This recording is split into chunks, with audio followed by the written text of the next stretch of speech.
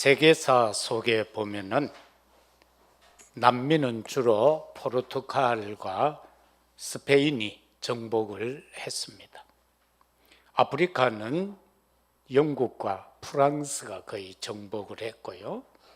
케냐 같은 경우는 영국이 400여 년간, 또 우리가 잘 알고 있는 섬나라 바누아투는 프랑스가 400여 년 동안, 그리고 동남아 쪽으로는 일본이 많은 나라를 식민지로 삼았습니다.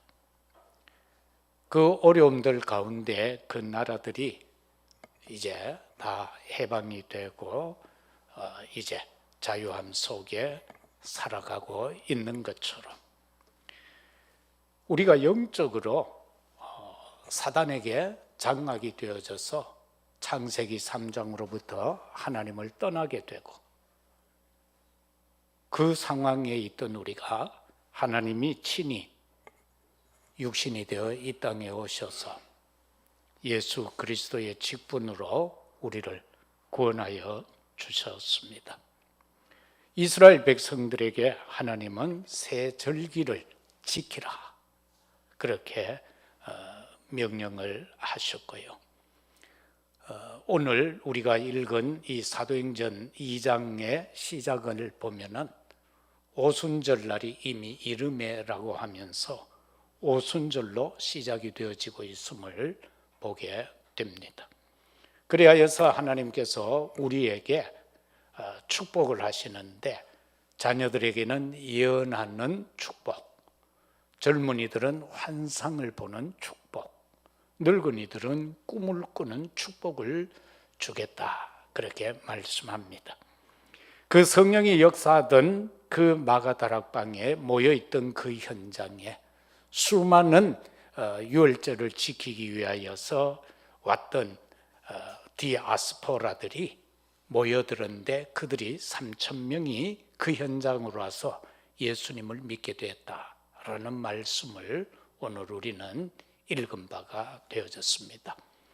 그 자리에서 베드로가 이제 설교를 하게 되고, 또 거기 있던 많은 제자들과 다른 사람들이 이제 서로 포럼을 나누었겠죠. 그러나 해외에서 온 사람들이 말을 못 알아먹을 것 아닙니까? 그런데 각각 그 말로 알아먹었다, 방언으로. 그것이 바로 오순절에 일어났던 성령의 역사였던 것입니다.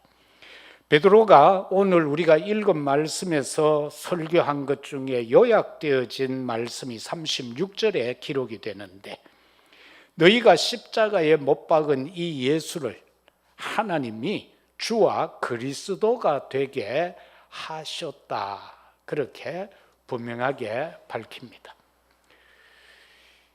너희가 십자가에 못 박은, 이 말에 성령이 얼마나 강력하게 역사했던지 여기에 반응이 일어나는데 37절이 그 반응입니다. 그들이 이 말을 듣고 마음에 찔려 형제들아 우리가 어찌할꼬, 이게 반응입니다.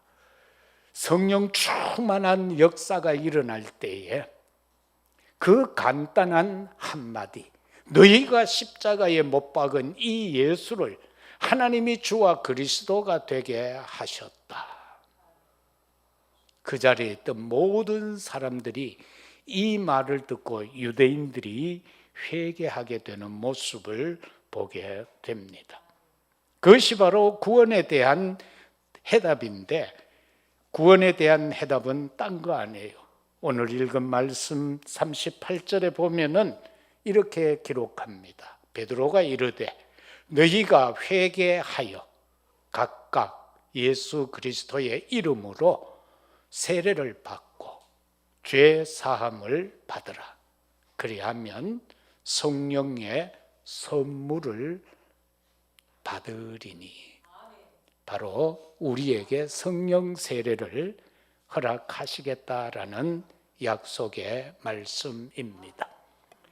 여기 38절에서 구원받는 그 서정이 간단하게 몇 가지로 나와 있습니다. 너희가 회개하여 그리스도 이름으로 세례받고 죄사함 받고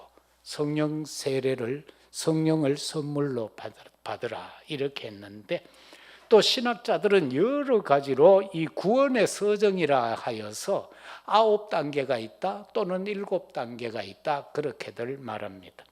그러나 우리는 정통적으로는 9가지를 택합니다. 하나님께서 선택을 하시고 하나님께서 부르십니다. 그걸 가리켜서 소명이라고 하는데 유효적 부름이라는 겁니다.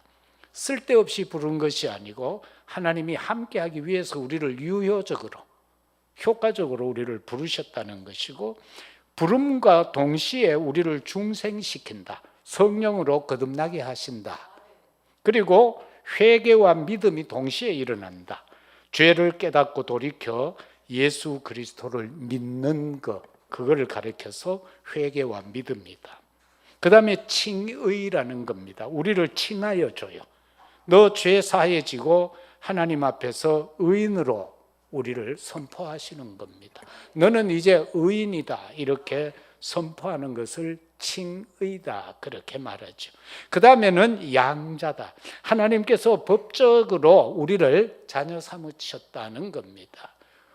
우리로 통하여 영접하는 자, 그 이름을 믿는 자들에게 하나님의 자녀가 되는 권세를 주신다는 양자의 단계에 들어가고, 그 다음에 동시다발적으로 일어나는 것이 성화가 일어난다는 겁니다.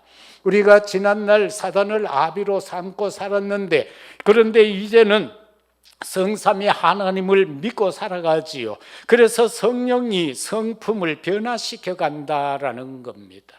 우리가 느껴지지 못하는데 얕은 우리는 지금 변화되어져 가고 있습니다. 지난날의 모든 것에서부터, 규례와 관습에 젖어 있던 거기에서부터 벗어나서 육신적인 삶에서 벗어나서 안 바뀌어졌는 것 같은데 내가 지금 서서히 영적으로 바뀌어져 가고 있다. 그걸 성화라고 합니다. 그래서 이 성화는 점진적으로 일어나되 현재적이다는 겁니다. 그리고 견인한다. 우리를 이끌어가는데 성령께서 끝까지 우리를 버리지 아니하시고 우리를 책임진다라는 겁니다. 걱정하지 않으셔도 됩니다. 기도하고 있으면 하나님께서 하나님의 언약의 백성을 끝까지 이끌어 가신다라는 겁니다. 마지막이 영화인 겁니다. 성도의 영혼이 완전히 거룩하고 영화로운 상태에 이르는 것, 그것이 바로 내가 육신적 생명을 다하는, 바로 숨 넘어갔다, 죽었다라는 그 순간이 바로 영화의 단계인 것입니다. 우리가 성경에 보면은 거지 나사로가 부잣집 앞에서 그 부시러기를 얻어먹고 살았는데 그가 죽고 나니까 어떻게 해요? 천국으로 갔다. 아브라함 품에 안겼다는 겁니다. 그것이 바로 성화다. 영화의 단계에 들어갔다라는 겁니다. 그러면은 예수 그리스도 이름으로 완성된 새 절기의 축복을 보면은 하나님이 베풀어 주신 완성된 구원의 은혜, 이걸 누려야 한다라는 겁니다. 이것은 어디까지나 새 절기는 하나님이 주신 은혜입니다. 이거를 우리가 세밀하게 보면은 응답은 성삼위 하나님을 통하여서, 그리고 보좌의 축복이 내게 임하는 겁니다. 하나님이 내게 임하는 것이 응답이요, 주님이 내게 임하는 것이, 다시 말하면은 예수님이 내 안에 지금 성전 삼고 계시고 내 안에 계신다는 거 믿는 게 응답입니다. 그리고 성령이 나와 항상 함께 하시고 생각나게 하시고 깨닫게 하시며 이끌어 가시는 것, 그거 믿는 게 바로 응답이다. 그것이 임하는 것이다라는 것입니다. 그러면은 세 가지를 보면은 무응답 속에서 참 응답이 있습니다. 우리는 많이 애타하잖아요. 저도 마찬가지고요. 응답 속에서, 우리가 무응답 속에서 참 응답인데, 이스라엘 백성들이 아브라함의 그 예배 한 번 실패로 인하여 후손이 430년 노예살이하는 게 이스라엘의 역사의 시작이잖아요. 그래서 그 노예살이를 하고 있을 때에 한번 보세요. 모세가 80년 미대한 광야 삶을 삽니다. 40년 궁에서 살고 40년을 광야에 사는데 80년 동안 응답이 없어요. 살인 누명 쓰고 광야로 도망가는 신세가 되어졌잖아요. 그런데 거기에서 그가 기도하고 있을 때에 하나님은 그를 부르시지요. 그래서 그를 통하여서 전 세계에 피제사를 알리는 사건이 바로 유월절 사건입니다. 이것을 하나님은 우리 보고 지키라고 했습니다. 1년에 한 번 지키는 것이 아니라 우리가 복음 속에서는 항상 유월절이 되어야 합니다. 그 비밀이 뭐냐? 예수 그리스도 십자가 보혈로 무능하고 연약한 나에게 참 생명의 자유가 주어졌다라는 사실인 것입니다. 십자가 보혈, 이것은 그저 어느 절기에 한번 느끼고 깨닫고 누리는 것이 아니라 예수님 십자가 보혈의 은혜와 능력은 24시 1초 1각도 우리가 놓치면 안 된다는 겁니다. 그게 유월절입니다. 유월절 어린 양의 피가 발려진 그 집은 죽음의 그림사자가 넘어갔다라고 기록이 되어져 있습니다. 악한 사단 마귀가 아무리 역사한다 할지라도 예수 보혈이 발려져 있는 심령은 건들지 못합니다. 넘어간다라는 사실입니다. 그것이 바로 무응답 속에서 오는 참응답인 겁니다. 두 번째는 고난 속에서 참 응답이 옵니다. 우리는 요셉의 여정에서 그걸 볼 수 있는데요.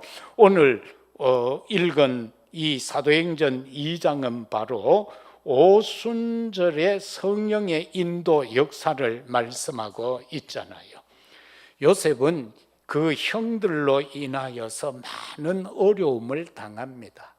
그래서 형들에 의해서 죽음으로 위장하고 동생을 이제 노예로 팔아버리죠.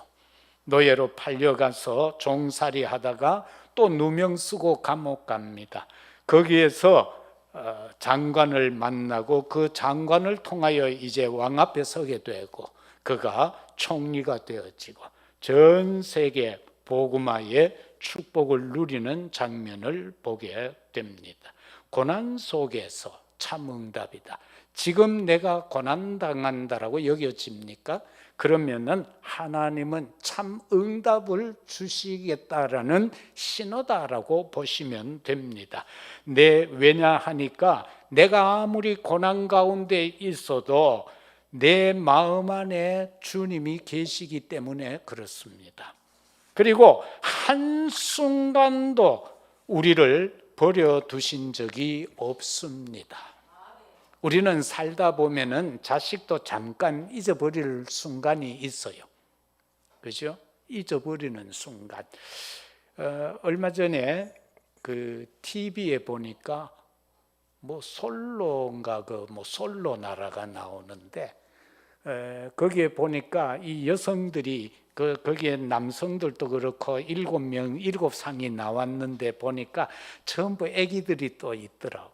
그런데 거기 와서 십몇 년째 막 이렇게 정신없이 살아오다가 아기 키우고 살아오다 거기 와서 이제 대화하고 하며 이성의 어떤 그런 감정을 느끼고 하면서 순간순간 자식을 잊어버리는 순간이 오는 모양이라. 그것 때문에 또 막 눈물 흘리는 엄마들도 있고 그렇더라고. 그런데 하나님은 1초 1각도 우리를 놓치지 아니하신다. 당신의 기억 속에서 우리를 지우지 아니하신다. 그런데 단지 우리가 고난이 옴으로 인해서 그게 힘들어서 하나님이 나를 지금 유기했는 것 같이 느껴지는 거예요. 버려둔 것 같이 느껴질 뿐이지 하나님은 1초 1각도 우리를 버려두신 적이 없습니다. 왜? 그는 내 안에 계신다. 함께 하신다. 그리고 그래서 그분을 가르쳐서 우리는 임마누엘이다. 그렇게 말씀하는 겁니다. 그 다음에는 핍박 속에서 참 응답 옵니다. 초대교회가 예수가 그리스도라는 예수님이 아니면 안 된다라는 것 때문에 예수님으로만 구원받을 수 있다는 것, 율법 지킴이 아니고 그 행실이 아니고 행위가 아니고 인간이 행하는 그 의로 인하여 구원받는 것이 아니라 바로 믿음으로 말미암아 예수가 그리스도라는 걸 믿음으로 말미암아 하나님이 나의 창조주라는 것을 믿음으로 말미암아 성령이 나의 보혜사라는 것을 믿음으로 말미암아 구원받는다라고 할 때에 유대인들은 그들을 핍박합니다. 특히 바리새인들과 제사장 무리들이 더 핍박을 하게 됩니다. 그건 왜 그래요? 자기들의 자리가 위태롭기 때문에 그러했습니다. 왜 신부들이 천주교에서 신부들은 수녀는 결혼하지 마라 했는가 하면은 자기들의 신분을 독특하게 하기 위해서, 자기들의 신분을 거룩한 존재로 만들기 위해서 그렇게 한 겁니다. 그런데 어느 시점에 가서는 그들도 결혼한 것이 역사에 나오고도 교회사 속에서, 그런데 그건 다 묻어버리죠.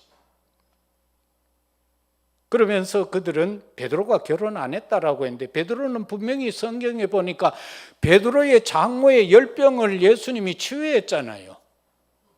그런데 왜 결혼을 안 했어요? 다 그렇게 그들은 꾸며 나갔던 겁니다. 자기들의 자리를 거룩하고 돈독하게 만들기 위해서. 그런데 바로 이 핍박 속에서 참 응답이 초대교회에 왔는데 그들은 예수 믿으면 사회생활이 고립이 되어졌습니다. 참 신기하죠. 오늘날 비슷하죠. 진짜 예수 믿으면요 사회에서 고립돼요. 그거는 우리 지금 교단이다 그걸 떠나서 진짜 예수 믿으면요 사회에서 고립돼요. 그거는 성경이 그렇게 말씀하고 있으니까요. 교회사가 그렇게 말하고 있으니까. 사회생활이 고립될 뿐 아니라 경제적인 어려움도 오게 되어져 있습니다. 그러니까 사도행전 2장에서 서로 유무상통하게 된 거예요. 왜? 돈도 못 벌어요. 경제활동이 안 돼. 그래서 있는 사람이 자기 있는 것을 팔아서 없는 사람들 넣어놔서 같이 먹고 산 거예요. 그게 초대교회예요. 신앙을 지키고자 할 때는 이런 어려움도 온다는 겁니다. 관계 형성도 어려워집니다. 그걸 우리는 성경에서 보고 깨달아야 돼요. 그런가 하면은 예수 그리스도가 바로 천국, 오늘 이 수장절이 천국의 배경이잖아요. 그런데 예수 그리스도가 여러분의 배경입니다. 예수 그리스도가 바로 나의 배경이다. 이 믿음이 있어야 되는 겁니다. 그러면은 핍박 이겨갈 수 있습니다. 주님이 세상을 이기셨습니다. 그렇게 말씀하셨죠. 내가 세상을 이겼다. 그러니까 너희 담대해라. 두려워하지 말라는 겁니다. 그래서 우리는 그냥 예수님의 승리의 깃발만 붙잡고 있으면 됩니다. 그리고 그 길을 가면 됩니다. 저와 여러분은 분명히 내 마음속에 이 승리의 망대가 써 있어야 됩니다. 성삼위 하나님의 영원한 언약의 망대가 분명히 써 있어야 됩니다. 초대교회는 그게 많아요. 독일에도 우리가 이렇게 여행을 하다 보면은 그 동로마 시대 때, 로마 때 거기 독일까지 점령이 되잖아요. 그래서 마을마다 보면은 이 망대들이 써 있어요. 성은 사라졌는데 그 망대는 아직도 들판에 서 있는 모습들을 보게 됩니다. 거기에서 적을 관찰하잖아요. 지금 쳐들어오나 안 오나 그 상황을 보고 있는 것처럼 우리도 영적으로 내 심령 속에 망대가 써 있어야 되는 거예요. 그래야 내가 내 가정의 파수꾼이 될 수 있고요, 내 현장의 파수꾼이 될 수 있는 거예요. 망대가 없으면은 악한 사단 마귀 속에 있어 버리면 안 되잖아요. 그 위에서 내려다 볼 수 있어야 되는 거예요. 그래서 내 영적인 그 수준이 사단보다는 높아야죠. 무당보다는 높아야 될 것 아닙니까? 무당도 귀신 같이 아는데 왜 우리는 귀신 사단을 몰라요? 그 흑암 사단 저주의 세력이 어떻게 어떤 전략을 가지고 이 시대에 역사하고 있고 내 현장에 내 가정에 내 업에 어떻게 역사하는가 그걸 볼 수 있어야죠. 그래서 오늘 본문을 보면 어떤 사람이 구원받을 수 있는가? 베드로에게 사도들에게 거기 있던 사람들이 그래 묻잖아요. 마음에 찔려가지고 왜? 바른 말을 하잖아. 지금 유대인들이 예수님을 십자가에 못 박아 죽였잖아요. 그런데 그걸 지금 말하니까 그나마 그래도 그 성령이 역사하는 자리에 있었으니까 그들이 마음 찔렸던 거예요.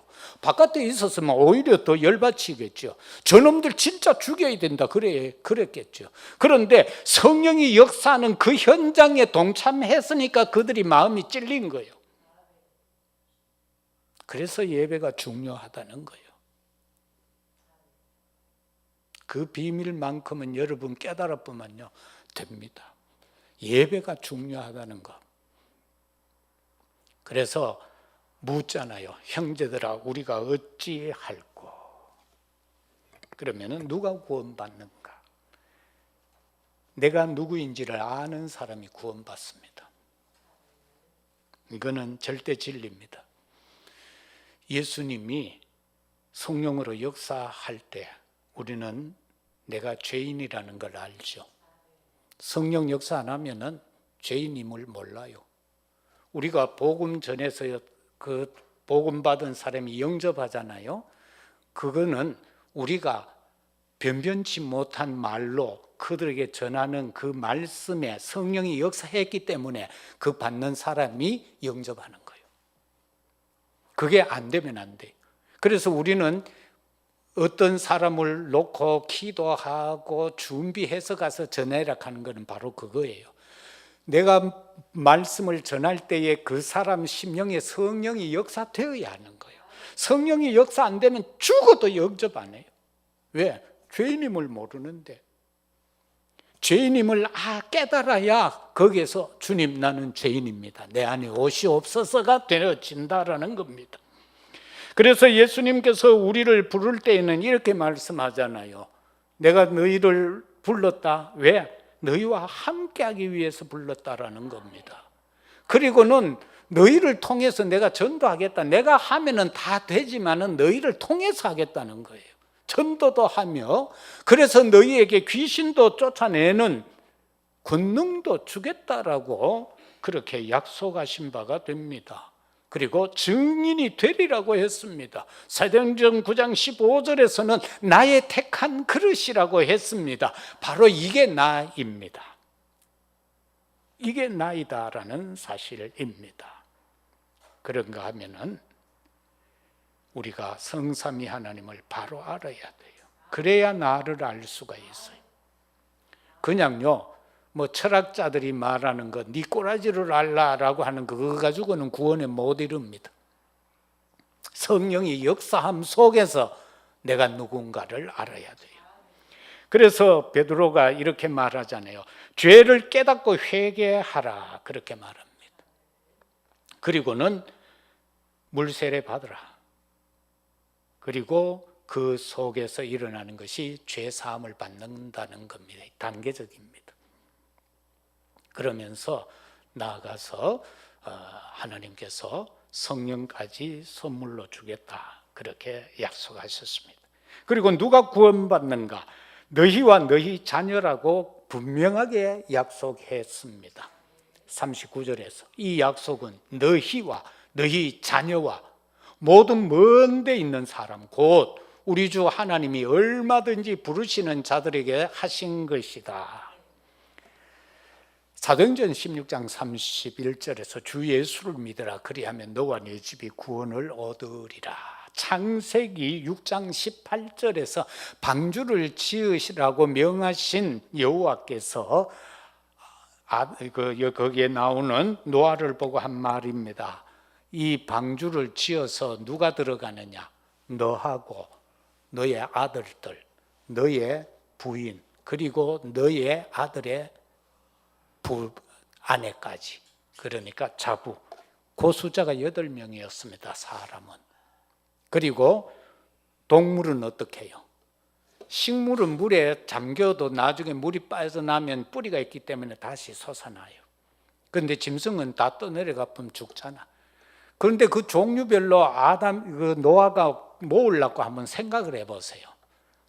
못 모읍니다. 다 왔습니다. 홍수가 나기 전까지 그놈들이 스스로 다 왔어요.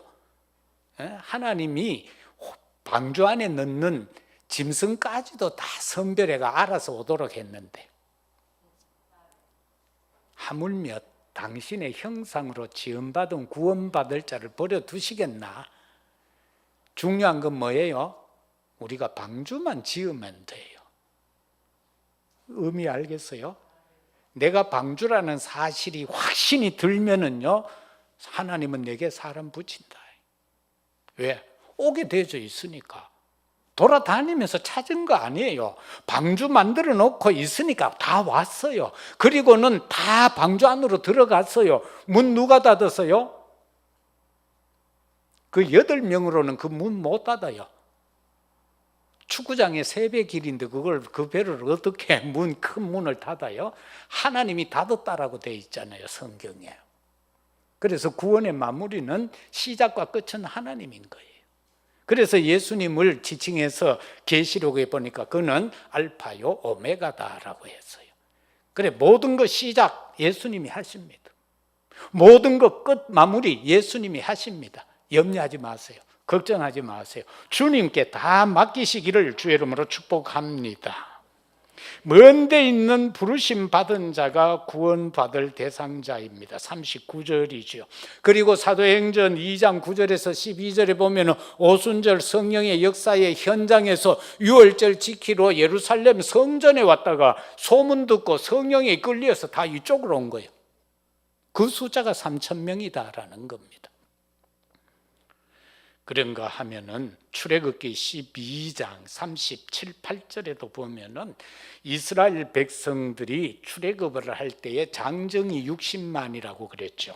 그리고 그 끝부분에 보면은 허다한 잡족이라고 기록되어져 있습니다. 다민족을 말하는 겁니다. 오늘날 우리가 구원의 대상자 먼데 있는 사람 237 나라의 다민족들을 우리는 구원해야만 됩니다. 그리고 거기에서 구원받은 자 이스라엘 백성들을 너희는 노예에서 해방된 자다라고 하지 아니하시고 출애굽기 12장 41절에 보니까 노예가 아니고 너희는 여호와의 군대다 그렇게 말씀합니다. 우리 약한 자 아닙니다. 우리 부족한 자 아닙니다. 우리 시큰 얻어 터지고 빌빌 기어다니는 존재가 아닙니다. 하나님은 우리를 지칭해서 말씀하기를 너희는 여호와의 군대다라고 했습니다. 하나님의 군대인 겁니다. 이스라엘 백성들 군대가 사울 왕으로부터 시작해서 골리앗 앞에 섰을 때에 그는 군대가 아니었습니다. 그는 완전히 당나라 군대였습니다. 진짜 하나님의 군대는 누구였습니까? 단 한 사람, 다윗이었습니다. 만군의 여호와의 이름으로 나가는 다윗. 저와 여러분 현장에 골리앗 같은 블레셋 같은 현장, 애굽 같은 현장, 아수르 같은 현장 앞에 설 때에 여호와의 군대의 믿음을 가지고 서시면은 틀림없이 승리할 줄로 믿습니다. 마지막으로 패역한 세대에서 생명 살릴 망대를 세워라. 패역한 세대의 모습은 어떤 모습인가? 그건 지금도 창세기 3장의 모습 그대로 일어나고 있습니다. 조금만 잘나면 전부 지가 하나님인 줄 압니다. 조금만 뭐 되면은 지가 하나님인 줄 압니다. 그거 인간의 본성입니다. 그게 인간의 본성이에요. 그게 바로 패역한 세대예요. 그리고 인간은요, 뭐 조금 생겨봐요. 하나님 생각 그렇게 안 합니다. 믿는 사람도 마찬가지입니다. 불신자는 뭐 아예 여기 범주에 넣을 필요도 없어요. 믿는 사람도 마찬가지예요. 사도행전 창세기 6장에서 못 벗어나고 살아가고 있어요. 조금만 생겨봐요. 육신적으로 다 판단한다니까. 절대로 영적으로 하나님으로 판단 안 해요. 하나님이 원하는 걸 우선적으로 안 해요. 육신적인 걸 가지고 살아요. 그래서 하나님의 아들들이 사람의 딸들의 아름다움에 취해가지고 언약하고 상관없이 다 더불어 살아버렸다라고 성경이 기록하잖아요. 그게 창세기 6장 네피림 시대잖아요. 그래서 사람들이 얼마나 고생합니까? 틀림없이 구원받은 언약의 백성인데도 불구하고 불신자의 모습으로 살아가는 거예요. 하나님의 자녀됨의 그 고귀함을 벗어버리고 사단을 아비로 삼고 사는 그런 삶 속에 빠져 산다니까. 그런데도 그걸 모른다니까. 왜? 전부가 그러니까 구분이 안 되는 거예요. 창세기 11장의 삶을 그대로 살고 있어요. 막 마철루를 막 지어 올리잖아요. 별별 기술들이 다 나오잖아요. 세상에는 막 별별 문화가 막 가득하잖아요. 그 문화가, 사회에 있는 문화가 예수 믿게 하는 문화 있습니까? 우리로 하여금 믿음을 막 북돋우는 세상 문화 있습니까? 예? 여러분 막 요즘 뭐 트로트가 막 모든 데 보니까 뭐 다 하더만 KBS 지상파부터 해서 모든 데 다 뭐 노래로 지금 점철 완전히 도배 다 해서 그거 막 들으니까 성령 충만해져요. 막 그거 들으니까 막 전도해야 되겠다는 심정이 막 나와요. 뭐 어떤 목사는 자기 교회에서 가수들을 부르가 트로트 공연을 했더니만 그 다음 주에 뭐 650명이 등록했다 하면 막 방송에 나와 자랑하는 사람들도 있긴 있었어요. 물론 그렇겠죠. 우리 교회에 유명한 뭐라 그래야 되나 아이돌이 막 한 팀이 우리 교회 예배 출석한다. 그러면은 동네 중고등학생들 다 오겠지. 예? 안 올 것 같아요? 옵니다. 와요. 그래가 막 서울 같은 데는 연예인들 서로 유치하려고 난리요. 그리고 아이들 마음에 주의 성령을 심어야 돼. 요새 아이들 한번 보세요. 우리 박 집사님 같이 오다가 그런 포럼을 했는데 이런 방송은 좀 안 했으면 좋겠다. 이제 그런 포럼이었어요. 왜 보면은 그런 아이돌들이 뭐 몇백억짜리, 몇십억짜리 집을 샀다 하는 거 막 방송하잖아. 그래 애들이 전부 막 노래하고 춤만 출락하는 거라. 그 수만 명 중에 그 한 명인데 전부 자기가 그렇게 되려고 하는 거예요. 이번에 저 외국에 가서 죽는 놈도 나오고 그 새파란 젊은이들이 뭐 1억 천금을 노리고 한 달에 1,000만 원 준다 하는데 다 속아가가 죽다 살아왔잖아. 서울대 나와가 삼성에 들어가도 한 달에 500만 원 받을까 말까 하는데 빌빌 놀던 백수를 데려가가 1,000만 원 주겠다 하면 그거 틀림없는 사고 일어날 걸 알아야지. 지금 아이들의 상태가 이래 돼 있다니. 그래서 우리가 복음으로 그들을 살려야 돼요.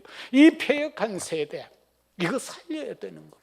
그리고 생명 살릴 망대가 준비되어져야 한다. 그건 딴 거 아니에요. 성삼위 하나님의 능력을 믿고 보좌의 축복을 믿고 저와 여러분은 주님이 원하는 망대 세워서 파수꾼 사명 감당해야 되고요. 그리고 우리는 주님이 원하는 그 길 여정을 가야 되고요. 우리는 가다가 때로는 사드락 메삭 아벳느고처럼 무엇을 선택해야 하는가? 왕의 신상 앞에 절하고 성공할 것인가? 아니면은 그리 아니할실지라도 라고 하면서 죽음을 각오하고 우상 숭배를 거절해야 할 것인가? 바로 그게 되어져요. 그런가 하면 생명 살릴 내용과 방법은 딴 거 없어요. 하나님 말씀밖에 없어요. 그 말씀 위에는 우리가 의지할 게 없어야 돼요. 그래서 날마다 조금씩이라도 말씀을 묵상하세요. 그리고 기도 이외에는 능히 이런 유가 나갈 수 없다라고 했어요. 기도. 그리고 우리의 방법은 전도인 겁니다. 이 폐역한 세대에 생명 살릴 망대, 복음의 망대, 빛의 망대를 세워서 우리는 나팔을 불어라. 듣든 말든 나팔 불어라. 말씀 맺겠습니다. 항상 새 절기의 은혜를 누려라. 항상입니다. 때에만 누리는 것이 아니고 항상 누려라. 그래서 오늘 읽은 말씀에도 보면 사도의 가르침을 받아라고 했는데, 이거는 오직 복음 생명운동을 말하는 겁니다. 그리고 교제하며 떡을 떼며라고 했습니다. 바로 영적 복된 삶, 곧 재생산 운동입니다. 그리고 오로지 기도에 힘쓴다. 이거는 재창조의 역사, 재창조의 운동입니다. 새절기, 이것은요, 유월절, 오순절, 수장절, 그 때에 1년에 한 번만 지키는 것이 아니라 저와 여러분 복음 속에서 예수 그리스도 이름으로 완성된 이 새절기를 항상 누려가는 우리 모두가 되어지시기를 예수 그리스도 이름으로 축복합니다. 아버지 하나님 감사합니다. 새절기 중 수장절, 바로 추수감사절기를 맞이하여 예배드립니다. 우리 심령 속에 추수의 알곡에 충만한 은혜가 임하게 하시고 성령으로 충만케 역사하여 주옵소서. 우리의 연약하고 부족함을 날마다 고백하며 성삼위 하나님이 아니고는 아니됨을, 예수 그리스도 그 이름이 아니고는 아니됨을 고백하고 의지하고 믿게 하여 주옵소서. 우리 가정들마다 개개인 심령에 오늘 또 유월절의 축복, 오늘 또 순절의 능력, 오늘 또 수장절의 풍요로움이 충만하게 임하여 누려지게 하옵소서. 구주 예수 그리스도 이름으로 기도드리옵나이다. 아멘.